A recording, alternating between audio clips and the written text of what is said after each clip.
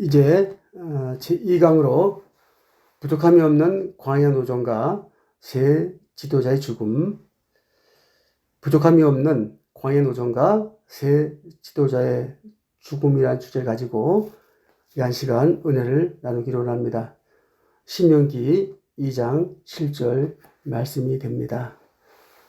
네 하나님 여호와가 너의 하는 모든 일에 네게 복을 주고 네가 이 큰 광야에 두루 행함을 알고 네 하나님 여호와가 이 40년 동안을 너와 함께 하였으므로 네게 부족함이 없느니라 하셨다 하라. 이는 하나님의 말씀이니라. 크게 첫 번째로 부족함이 없었던 광야 노적입니다. 광야는 사람이 살 수 없는 죽음의 땅이지만 이스라엘 백성의 광야 40년은 하나님께서 모든 의식주를 책임져 주심으로 하나님의 은혜와 사랑으로 부족함이 없었던 기간입니다. 모든 것을 책임져 주셨죠. 물과 음식, 옷, 신발, 모든 것이 부족함이 없이 하나님께서 광야 노정 기간 동안 다 채워주셨다는 것이죠. 그 말씀이 신명기 2장 7절 조금 전에 봉독해드린 귀한 말씀이 됩니다.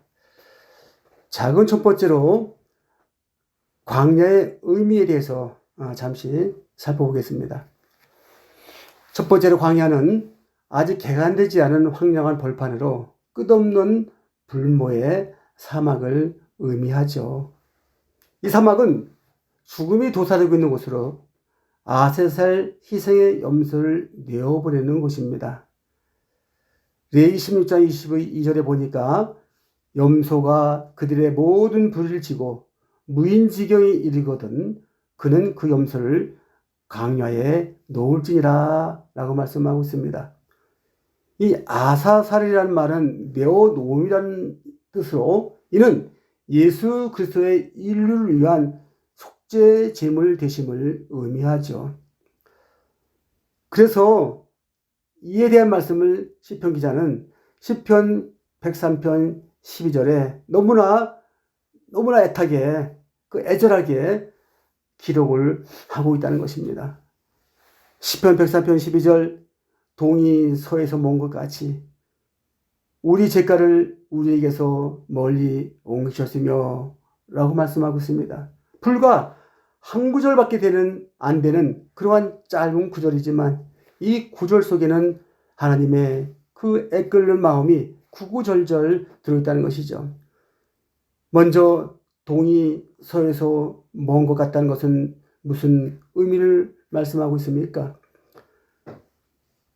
이 염소를 드릴 때 한 마리가 아닌 두 마리를 드린다고 했습니다. 그 두 마리 중에서 한 마리는 제단에 바치게 되고 한 마리는 이제 그 죄인을 대신해서 광야에 내어보내게 되는 것이죠. 광야에 내려보내기 전에 안수를 합니다. 안수를 해서 그 제물을 가져온 사람의 죄가 이 염소에게 모두 다 전가가 되죠. 그리고 이 양을 가져온 사람은 이 죄가 없는 사람이 된다는 것이죠. 그리고 한 마리는 제물을 가져온 그 사람이 다 잡아서 각을 뜨고 피도 빼고 내장도 깨끗이 닦아서 기름과 내장 다 분리하고 하나님 앞에 제물을 드리고 제사를 드리죠. 그 염소를 잡으면서 얼마나 자기의 죄에 대한 그러한 마음이 간절했겠습니까? 그리고 또 한 마리는 이제 나가면 살아 돌아올 수 없는 그런 광야로 내보내는 것이죠. 우리는 이 두 염소의 관계를 한번 깊이 생각해 본 적이 없습니다. 이 두 염소는 어찌 보면 한 어미 염소에서 태어난 한 형제일 수도 있습니다. 같은 배일 수도 있습니다. 근데 두 염소가 이제는 다시 만날 수가 없다는 것이죠. 한 마리는 제물되고 한 마리는 광야에 보내게 됨으로 말미암아 이 두 염소는 새끼 염소는 만날 수가 없죠. 그래서 동이 서에서 먼 것 같다고 했습니다. 얼마나 애절한 뜻이 이 속에 있습니까? 여기에는 하나님의 구속적인 섭리가 들어있죠. 그런 말미암아 이 아사살 양은 예수 그리스도를 말씀하시므로 예수 그리스도께서 우리의 죄가를 우리에게서 멀리 옮기셨. 그것이 십자가의 하나님의 사랑이 아니겠습니까? 그러면서 멀리 옮기셨다고 했습니다. 예수님의 대속의 은혜로 말미암아 이제 우리를 정죄함으로 말미암아 그 죄가 우리를 다시 고통스럽게 아니한다는, 그래서 멀리 죄와 멀리 옮겼다고 합니다. 그러므로 말미암아 이 아사살 양을 드리는 이 죄를 지은 사람은 다시금 죄를 미워하고 죄를 멀리하고 죄를 지을 수 있는 오만한 자리에 앉지 않겠다는 그런 각오가 들어있다는 것이죠. 그런 곳에 아사살 양을, 다시는 살아 돌아올 수 없는 그런 아사살 양을 광야로 내보낸 것입니다. 두 번째 광야는 어떤 곳입니까? 광야는 모래로 뒤덮인 사막으로 짐승이나 사람을 송두리째 삼켜버리는 구덩이 땅입니다. 한 번 붙이면 살 수 없는 그런 구덩이 땅이죠. 이 구덩이 땅이라고 하는 것은 히브리어로 슈화인데 깊은 구덩이라는 뜻입니다. 한 번 빠지면 도저히 나올 수 없는 모래 늪을 말씀하고 있는 것이죠. 우리가 늪에 빠질 지경에 있다고 생각을 해보세요. 그러면 어떻게 살아날 수 있습니까? 우리가 영적으로 볼 때는 죄의 늪에 빠졌을 때 빠져나올 수 있는 방법은 무엇입니까? 회개하는 길입니다. 회개하는 길 외에는 아무 길이 없습니다. 그 죄의 늪에서 빠져나오는 유일한 길은 나 자신을 내어놓고 그 아사살 그 양의 이름이 내어놓음이라는 뜻과 같이 그 은혜에 납작 엎드리는 것이죠. 납작 엎드려서 이제 살려달라는 그런 애절한 소원을 하나님 앞에 아뢰야 한다는 것입니다. 에레미야 2장 6절에 그들이 우리를 애굽 땅에서 인도해내시고 광야 곧 사막과 구덩이 땅, 간조하고 사망의 음침한 땅, 사람이 다니지 아니하고 거주하지 아니하는 땅을 통각케 하시던 여호와께서 어디 계시냐 말하지 아니하였습니다. 이렇듯 광야 노전길은 이스라엘 백성들에게 부족함이 없었던 그런 은혜의 기간이었다는 것이죠. 신명기 8장 15절에서도 너를 인도하여 그 광대하고 위험한 광야 곧 불변과 정갈이 있고 물이 있는 간조한 땅을 지나게 하셨으며 또 너를 위하여 물을 굳은 반석에서 내셨다라고 말씀하고 있습니다. 세 번째로 우리가 생각해 볼 것은 광야는 교회 생활을 나타내죠. 광야는 교회 생활을 말씀합니다. 사도행전 7장 38절에 보니까 시내산에서 말하던 그 천사와 및 우리 조상들과 함께 광야 교회에 있었고 또 생명의 돌을 받아서 우리에게 주던 자가 이 사람이라 말씀하고 있습니다. 믿음의 선진들 또한 광야를 길었던 이스라엘 백성들 그 함께 있었던 그 광야 노정이 뭐냐? 광야 교회에 있었다고 했습니다. 그렇다면 오늘 우리가 살아가는 이 세대는 광야 세대이고 또 우리가 생활하는 교회 생활은 광야 교회 생활이라는 것이죠. 그러므로 교회 생활은 날마다 평탄치만은 않습니다. 때로는 어려움이 동반되기 마련인 것입니다. 그것이 지극히 당연한 것이죠. 왜냐? 교회 생활은 광야 생활이기 때문에 광야가 편하지 않은 생활인 것처럼 이 교회 생활 동안 때로는 우리에게 어려움도 동반한다는 것입니다. 두 번째로 우리가 살펴볼 것은 광야를 통해서 하신 일입니다. 광야를 통해서 하나님이 무슨 일을 하셨습니까? 반드시 거기에는 목적이 수반되죠. 첫 번째로 이스라엘 백성을 광야 40년 동안 그들을 낮추시기 위해서 심하셨습니다. 낮추시고 시험하셨다는 것이죠. 신명기 8장 2절에 내 하나님 여호와께서 이 40년 동안에 너로 광야의 길을 걷게 하신 것을 기억하라. 너를 낮추시며 너를 시험하사라고 말씀하고 있습니다. 왜 시험하셨습니까? 내 마음이 어떠한지 그 명령을 지키는지 안인시킨지 알려 하심이라. 이것이 시험입니다. 학생들에게 왜 시험을 봅니까? 이제 11월 14일 내일 모레면 이제 우리 고3 수험생들이 이제 수능 시험을 봅니다. 왜 수능 시험을 봅니까? 그동안 배웠던 모든 지식을 총동원해서 자기가 알고 있는 모든 지식을 시험지 정답지에 이제 기록하게 되어 있는 것이죠. 그 학생으로 볼 때는 그것은 시험 기간입니다. 하지만 시험 볼 때까지의 과정은 얼마나 고통스러웠습니까? 아침에 일찍 일어나서 밤늦게까지 책상 앞에서 공부하는 그 학생들의 어려움이 있듯이 이스라엘 백성이 40년 동안에 그 광야 생활 동안 하나님께서 너희가 명령을 지키는지 안 지키는지 내가 알려 한다고 그런 목적을 가지고 시험을 하셨다는 것이죠. 이 페이지를 보시래요. 낮추시면은 히브리어로 아나라는 단어로 천하게 하다, 괴롭히다, 훈련하다라는 뜻입니다. 때로는 우리를 천하게 하십니다. 때로는 우리를 괴롭힙니다. 때로는 우리를 훈련하십니다. 하지만 이 속에는 하나님의 오묘한 하나님의 구속 섭리가 있다는 것입니다. 이스라엘 백성은 광야 40년 동안 하나님으로부터 괴로움을 당한 것 같이 보이지만 실은 낮아지는 훈련을 받은 것입니다. 가나안도 얼마나 가기 좋은 길이 있습니까? 이제 믹도랍에 오기까지 참 좋은 길이 있습니다. 제일 위에 블레셋으로 가는 길이 있죠. 블레셋으로 가는 길에 가다 보면 쭉 가다 보면 중간쯤 가서 이제 우회전하게 되면 가나안 땅으로 도착하는 길이 있습니다. 평탄한 길이 있습니다. 또 그 밑에 내려가다 보면 이제 거기는 수르로 가는 길이 있습니다. 그 길은 또 가깝습니다. 아주 짧은 거리죠. 또 어떤 길이 있습니까? 이제 세렛으로 가는 길이 있죠.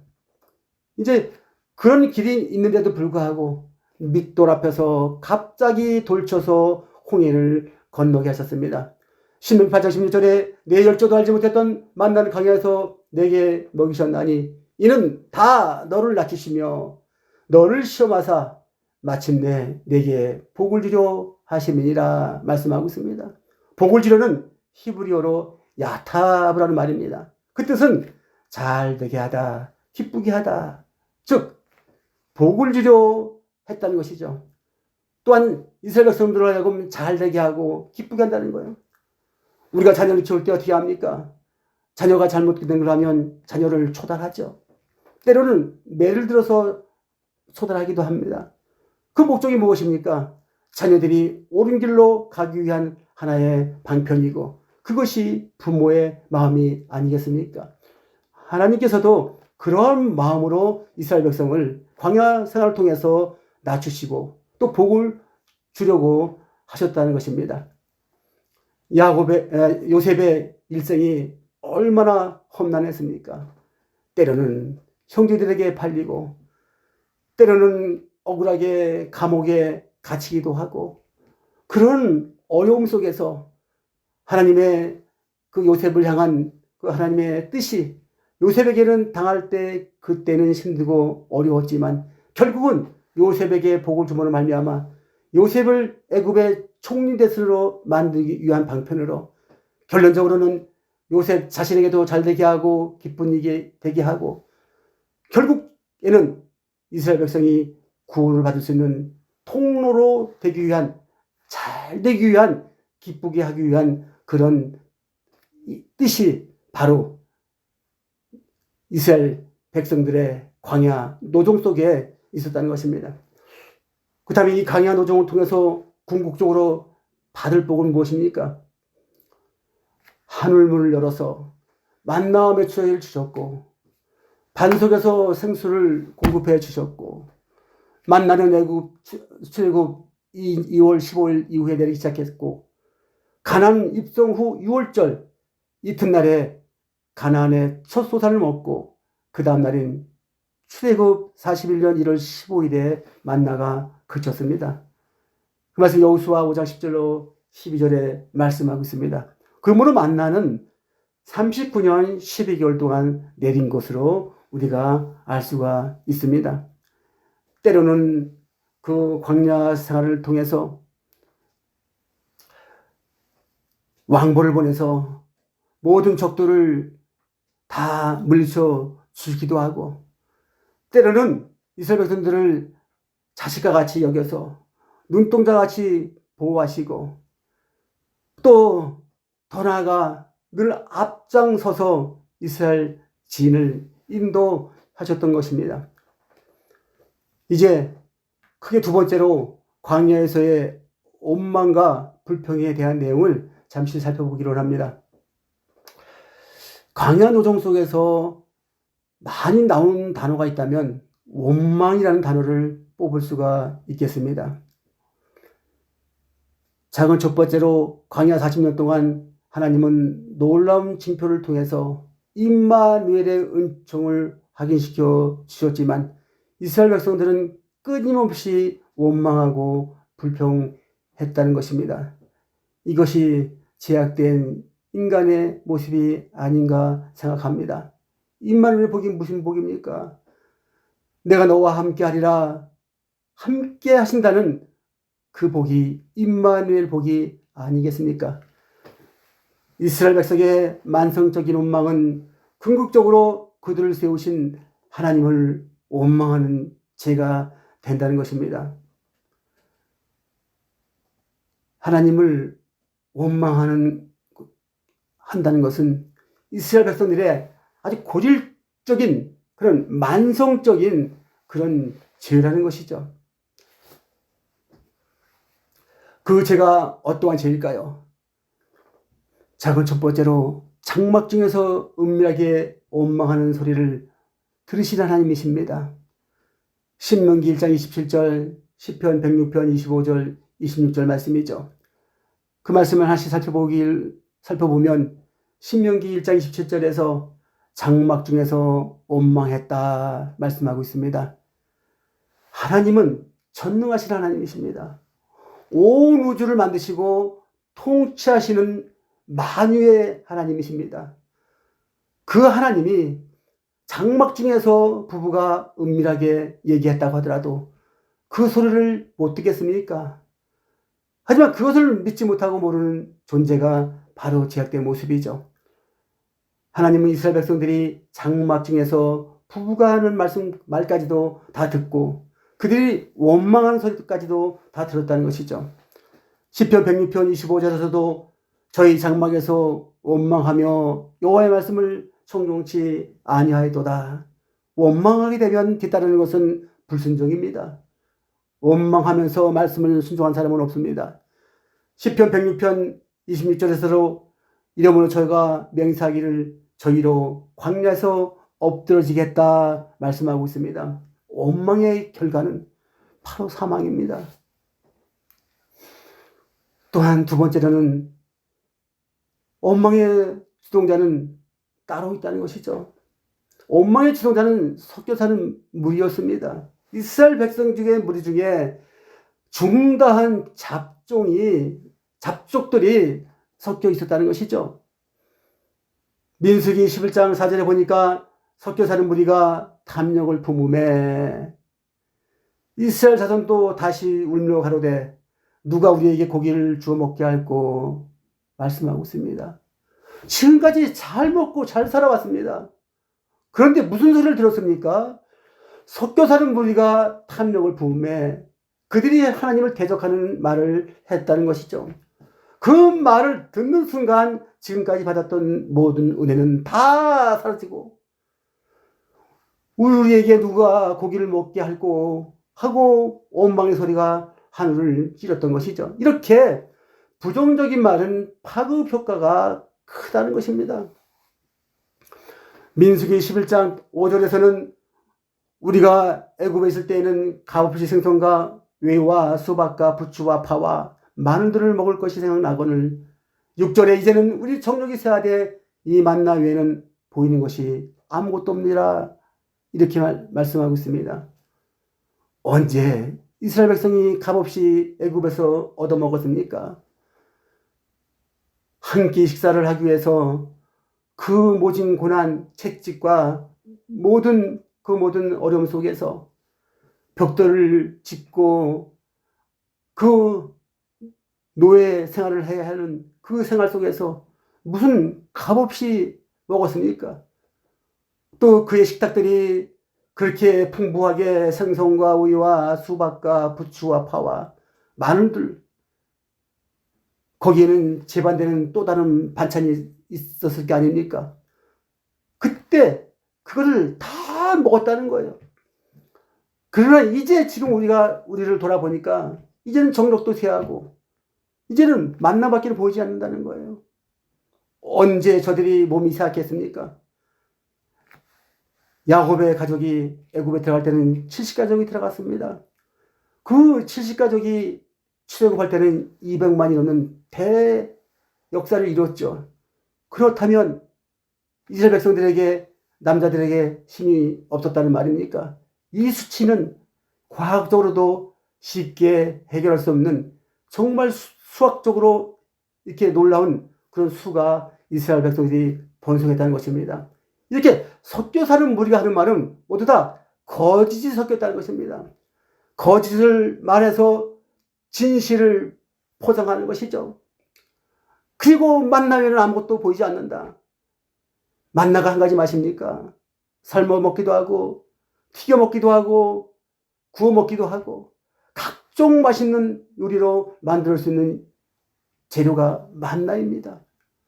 그러나 엉망의 전제는 거짓이므로 그 애굽을 찬양하고 자기들이 종살이했던 그 애굽을 찬양하고 하나님의 인도하심은 비하하고 있습니다. 그게 누굽니까? 섞여 사는 무리죠.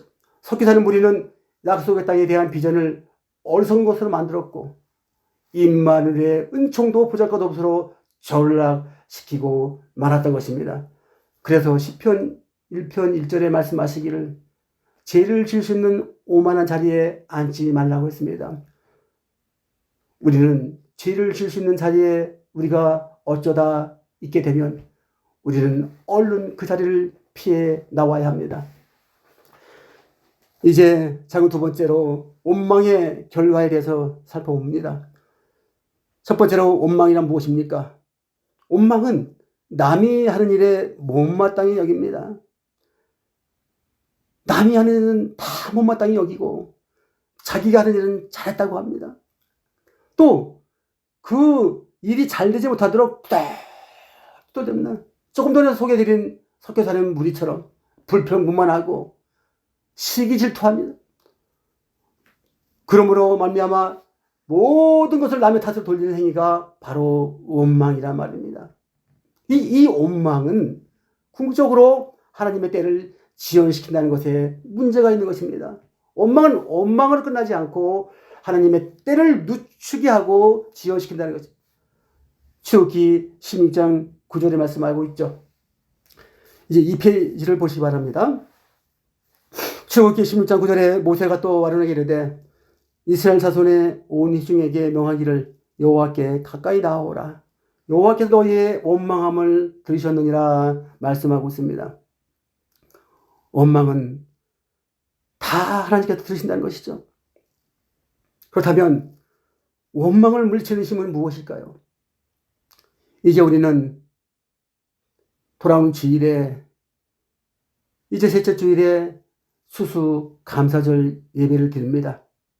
원망을 물리치는 힘은 감사입니다. 감사는 모든 일을 풀어내는 열쇠가 되는 것입니다.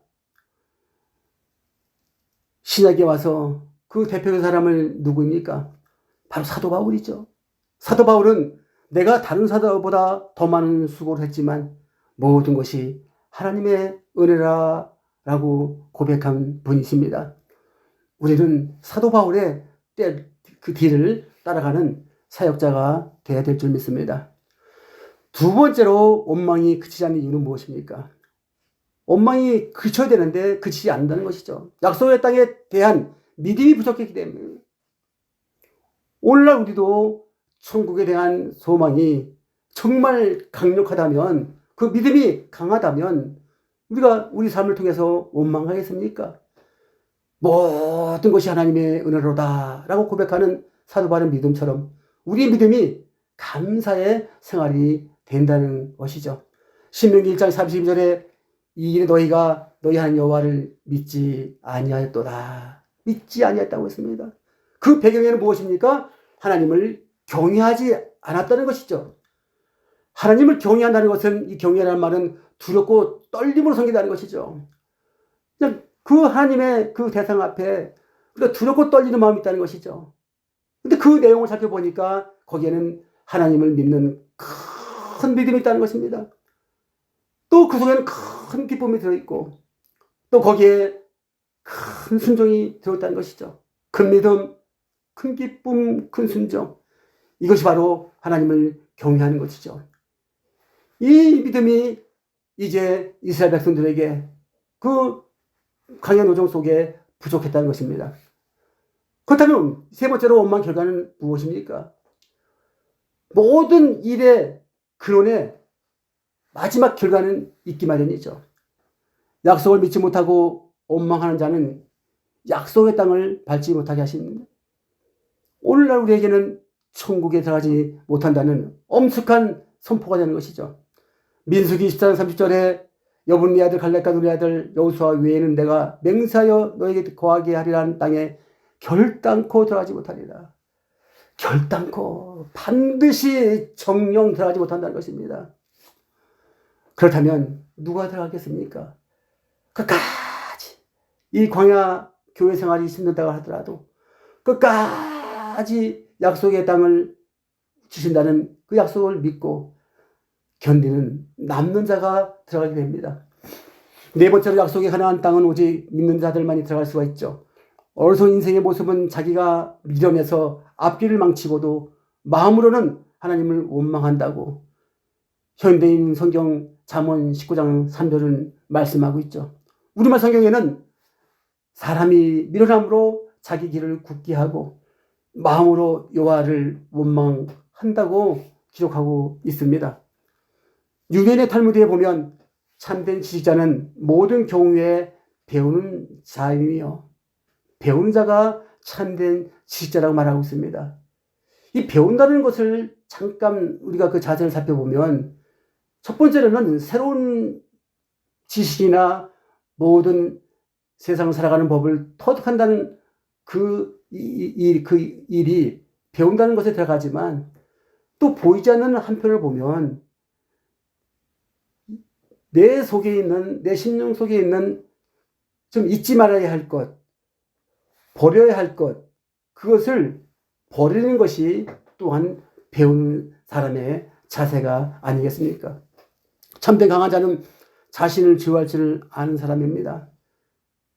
자신이 어떠한 일을 할 때 급하거나 이제 분이 나서 이 결정을 해야 할 때 잠시 지호하고 다시 한번 점검하고 다시 한번 분을 사귀고 이렇게 마음이 안정될 때 그때 결정을 할 수 있는 사람이 강한 자라는 것이죠.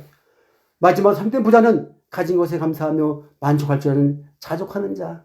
사도 바울은 나는 자족할 줄 아는 자라 말씀하고 있고 또 자족하는 자가 이제 하나님의 말씀을 순종하는 그런 사람이 된다고 했습니다. 하지만 이 제약된 사람들은 탐심으로 가득 차죠. 골로새서 3장 15절에서 탐심이 곧 우상숭배니라 말씀하고 있습니다. 오늘날의 우상숭배는 어떠한 형상을 깎아놓고 그 형상에 절하는 것이 아니라 하나님의 말씀이 아닌 더 욕심, 더 가지려는 그 탐심 자체가 우상숭배가 되죠. 왜냐하면 그 탐심을 위해서 하나님을 멀리하기 때문입니다. 이제 크게 세 번째로 광야에서의 새 지도자의 죽음입니다. 광야 여정 말기에 가나안 땅을 지척에 두고 일어난 새 지도자의 죽음은 종말을 바라보는 성도들에게 엄숙한 교훈이 아닐 수가 없다는 것이죠. 마지막 이제 축구 선수가 마지막 전반전 또 후반전 또 거기서 비겼기 때문에 그래서 연장 전반전 후반전 이제 5분밖에 안 남았습니다. 그러한 때가 지금의 때라는 것이죠. 자, 그럼 첫 번째로 누가 죽었습니까? 최초 여선지자 미리암이 죽었습니다. 미리암은 주전 1407년 1월 가나안 입성 1년 전이죠. 민수기 20장 1절에서 말씀하고 있습니다. 신광야에 이르러서 미리암이 거기서 죽었다고 말씀하고 있죠. 이때가 광야 길갈 좀 가나안 입성 이제 1년 앞이라는 것이죠. 모세가 미리암의 죄를 살펴보면 모세가 구수 여인을 취할 일에 아론과 함께 비방하는 일을 앞장섰다는 것입니다. 민수기 12장 8절에 기록되어 있습니다. 여기에도 하나님의 구속사도 섭리가 들어있죠. 민수기 12장 2절에 우리와도 말씀하지 아니하였느냐라고 말씀하고 있습니다. 이제 아론과 미리암의 말이죠. 왜 모세만 하나님의 종이냐? 우리도 하나님의 종이다. 그러면서 구수여인을 취한 모세를 비방했던 것이죠. 하지만 하나님께서는 그들에게 말씀하시되 민수기 12장 8절에 모세와는 내가 대면하여 명백히 말하고 은밀한 말로 아니하며 여호와의 형상을 보았다. 어찌하여 너희가 내 종 모세를 비방하기를 두려워하지 아니하느냐고 아론과 이 미리암을 책망하고 있습니다. 이제 우리는 구속사시제 이 말씀이 인간의 지식으로는 나올 수 없는 내용이라는 것을 우리는 구속사시제를 진심으로 읽었다면 누구든지 살펴볼 수가 있을 것입니다. 이 구속사시제의 말씀이야말로 정말 하나님께서 하나님의 그 영혼을 통해서 성령을 통해서 이제 받은 말씀이기 때문입니다. 그러면 말미암아 이 구속사의 말씀을 우리는 흔히 서점에 널려있는 다른 책과 똑같이 비교해서 봐서는 안 된다는 것입니다. 자, 두 번째로 불신의 결과 미리암은 문둥병에 걸렸죠. 민수기 12장 10절에 미리암은 문둥병이 들려 눈과 같더라. 아론이 미리암을 본즉 문둥병에 들었느니라. 문둥병이 들면 이스라엘 진진에서 쫓겨납니다. 문둥병은 자신의 살이 떨어져도 나가도 강간을 부르는 무서운 병이죠.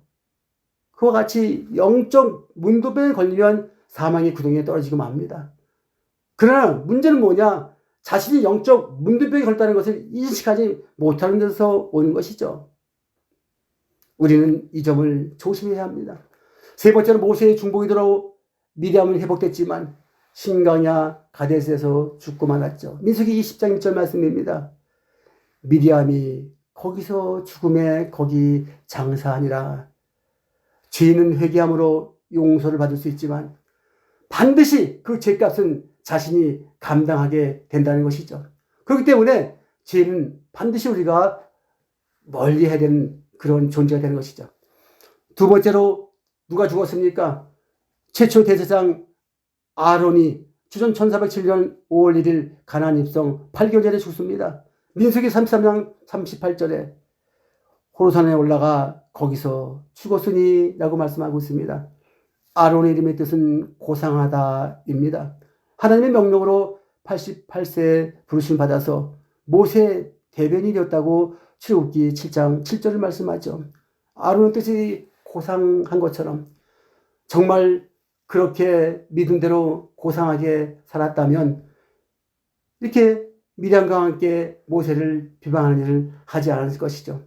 그렇게 아론은 거룩한 대제사장을 계보를 시조였지만 끝내는 가나안 땅을 밟지 못하고 죽게 되었다는 것이죠. 아론이 죽게 되는 원인은 무엇입니까? 첫째로 금송아지 우상 숭배를 선동한 죄입니다. 출애굽기 32장 1절로 20절 말씀에 기록되어 있습니다.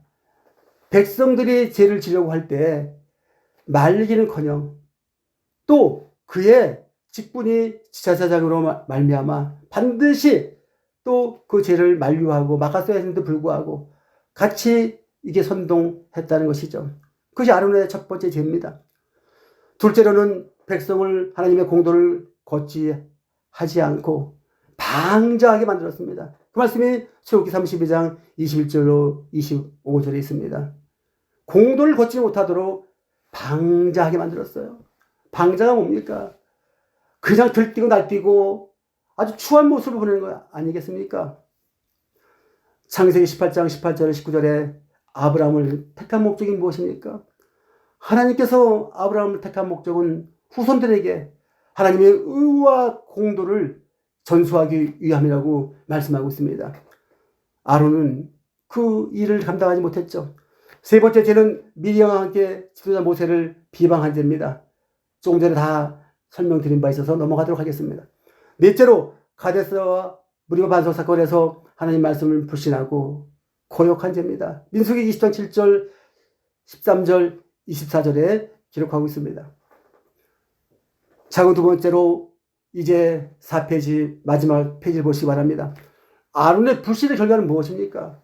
가나안 입성 8개월 전에 나이 123세에 호르산 꼭대기에서 죽었습니다. 민수기 34장 39절 말씀이죠. 아론이 호르산에 죽을 때에 나이 23세라 말씀하고 있습니다. 로마서 6장 23절에 제사승 사망이요 하나님의 은사는 주 안에 있는 영생이라고 했습니다. 하나님은 사람이 죽기를 원하지 않으셨습니다. 에덴 동산에부터 하나님 믿는 모든 인류가 영생하기를 바라시는 것이 하나님의 본래의 뜻입니다. 그 죄는 삭은 반드시 사망이라는 것. 우리는 오늘도 이 구속사 말씀을 통해서 영생으로 달려가는 그러한 방법을 배우고 또 그 방법대로 살아가기를 원하는 것이죠. 세 번째로 모세의 이제 죽음을 살펴보겠습니다. 마지막 죽음이죠. 1407년 11월 가나안 입성 약 2개월 전입니다. 코앞에 왔습니다. 코앞에. 조금만 견디면 가나안 땅에 들어가는데 가나안 땅을 밟지 못했죠. 그렇다면 자고 첫 번째로 모세가 가나안 땅에 이유를 무엇입니까? 민수기 32장 12절에 다만 그날 사람 여분의 아들 갈렙과 눈의 아들 여호수아를 볼 것은 여호와를 온전히 순종했습니다 하면서 여호수아와 갈렙에 온전히 순종해서 말씀하고 있고, 비교해서 민수기 20장 14절에서는 너는 나의 거룩함을 그들의 목전에서 나타내지 아니했다고 책망하고 있습니다. 이 물은 무슨 물입니까? 이 물은 신광야 가데스의 물이 아닙니까? 순간 자신의 분을 이기지 못함으로 말미암아 죄를 짓고 말았죠. 유구한 역사 속에서 세계 최초로 체계적으로 정리한 부분이 바로 반석에서 물이 나온 사건을 하나님의 구속 동리로 풀어놓은 것입니다. 고린도전서 10장 4절에 다 같이 신령한 물을 마셨으니 이는 저희를 따르는 신령한 반석으로 마셨으며 그 반석은 곧 그리스도라 말씀하고 있습니다. 이 반석은 첫째 르비딤의 쭈루 반석입니다. 출애굽기 10장 6절이죠. 이 반석은 틈이 없는 반석임으로 말미암아 쳐서 물을 나오게 하셨습니다. 출애굽기 10장 6절에 내가 거기서 반석 위에 너를 대신하여 서리니 너는 반석을 치라. 그것은 물이 나게 하리니 백성들에게 마시리라. 목전에서 이스라엘 백성이 그대로 행하리라 말씀하고 있죠. 이 추루 반석은 장차 생명의 근원이신 예수께서 십자가상에서 매를 맞고 창에 찔려 피를 쏟고 돌아가심으로 온 인류에게 영생수를 공급하신 바로 십자가의 사역을 예표하고 있습니다. 그래서 이 추루 반석은 반드시 치게 되어 있는 것이죠. 두 번째 반석은 가데스의 셀라 반석이 있어. 민수기 20장 8절이죠. 민수기 20장 8절에 지팡이를 가지고 내형 아론과 함께 회중을 모으고 그들의 목전에서 너희는 반석 위에 명하여 물을 내라 하라. 내가 그 반석으로 물을 내게 하여 회중과 그들의 짐승에게 마실 줄이라 이렇게 말씀하고 있습니다. 그런데 모세는 반석에게 명하여 물을 내라 하셨는데 반석을 두 번 땅땅 치면서 이 패역한 백성들아 우리가 언제까지 이 일을 하랴 하면서 불을 냈던 것입니다. 그 죄로 말미암아 가나안 땅에 가지 못하는 결론에 이르게 된 것이죠. 그래서 이 셀라 반석은 이미 틈이 있는 반석으로 칠 필요가 없이 명령만 하면 되는 반석입니다. 이 틈은 예수님의 십자가 지기까지 모든 과정 속에서 고난 당하심을 의미하고 있기 때문입니다. 이제 셋째로 마지막 모세의 죽음에 대해 살펴봅니다. 모세의 죽음은 자연사가 아니라 말씀에 명한 죽음이라는 것이죠. 신명기 34장 5절에 여호와의 종 모세가 여호와의 말씀대로 모압 땅에서 죽어 34장 7절에 모세 죽을 때 나이가 120세나 그 눈이 흐르지 아니하였고 기력이 쇠하지 아니하였더라 했습니다. 나이 120세에도 불구하고 그 눈이 흐리지도 아니하였고 요새 말하면 돋보기도 쓰지 아니하였다는 것이죠. 또 힘이 넘쳤다는 것입니다. 그러니까는 자연적으로 그 창세기의 족보에 나오는 향수하였더라 하는 그런 향수의 죽음이 아니라 하나님께서 때가 되므로 말미암아 하나님의 말씀으로 명한 죽음이었다는 것이죠. 결국 모세는 모압 땅에서 120세에 죽어서 벳불 맞은편 모압 땅에 있는 골짜기에 장사되었고 오늘까지 그 묘를 아는 자가 없다고 말씀을 신명기 3장 6절에서 말씀하고 있습니다. 이제 결론적으로 살펴보기로 합니다. 하나님의 주권적인 은혜로 출애굽한 이스라엘 백성은 광야라는 시험대를 통해서 이 40년 광야 생활은 이스라엘의 시험대라는 것입니다. 이 시험대를 통해서 낮추시려는 하나님의 임마누엘 은총, 하나님께서 늘 우리와 함께 하신다는 그 임마누엘 은총을 깨닫지 못하고 하나님을 원망하며 불평불만하다가 결국 하나님의 뜻이 전진하지 못하도록 하는 불충을 범하고 말았다는 것입니다. 정말 안타까운 일이죠. 오늘날 광야 교회를 통해서 광야 교회생을 통해서 이스라엘 범죄의 길을 재현하거나 답습하지 말아야 할 것을 오늘 우리는 제7기 구스 아카데미 17강 18강의를 통해서 다시 한번 하나님의 음성을 듣는 귀한 시간이 될 줄로 믿습니다. 이제 여기 모인 하나님의 귀한 종들이 이 말씀을 가지고 이제 각 교회 가셔서 이 말씀을 성도들에게 선포함으로 말미암아 반드시 그 실패의 원인을 돌아서서 이제는 성공의 원인, 즉 소망의 길, 천국으로 향하는 모든 그 성도들이 될 수 있도록 인도하는 귀한 사역을 감당하시기를 주의 이름으로 축원합니다. 기도합니다. 사랑과 은혜가 충만하신 아버지 하나님, 은혜를 주심으로 감사합니다. 이제 부족함이 없는 광야 노정과 새 지도자의 죽음에 대해서 살펴보면서 그동안 하나님께서 베풀으신 임마누엘의 은총이 얼마나 감사한지 우리는 이스라엘 백성들이 걸어간 그러한 실패의 길을 다시 걷지 않게 하시고 오늘도 깨닫게 하심으로 말미암아 다시금 새로운 소망과 희망을 주므로 말미암아 이제 각자의 귀한 사역의 자리에서 힘들고 어려울지라도 그 일을 감당할 줄 아는 귀한 능력의 종들이 될 수 있도록 축복하시니 진심으로 감사합니다. 제7기 태백구스 아카데미를 하나님 축복하여 주시옵소서. 이 태백까지 오셔서 이 성전에서 이 말씀을 듣기까지 너무나 힘들고 어려운 가정들이 있지만 멀다 하지 않고 이제 이곳을 찾아와서 말씀에 경청하는 귀한 하나님의 종들을 어여삐 보시고 저들을 축복해 주시고 인도하여 주심으로 말미암아 하는 모든 사역에 날마다 전진만 있도록 축복하시고 인도해 주시옵소서. 새 지도자의 죽음을 보면서 우리는 그 일을 답습하지 않게 하시고 다시는 재현한 일이 없도록 아버지 하며 늘 죄를 무서워하게 하시고 아버지 하며 늘 의의 길로 걸어갈 수 있는 선한 청지기 역할을 다할 수 있도록 하나님께서 역사하시고 인도해 주시옵소서. 이제 제7기 태백구스 아카데미가 종강을 앞두고 이 내리막길을 치닫고 있습니다. 아버지 하며 내려가면 내려갈수록 가속도가 붙습니다.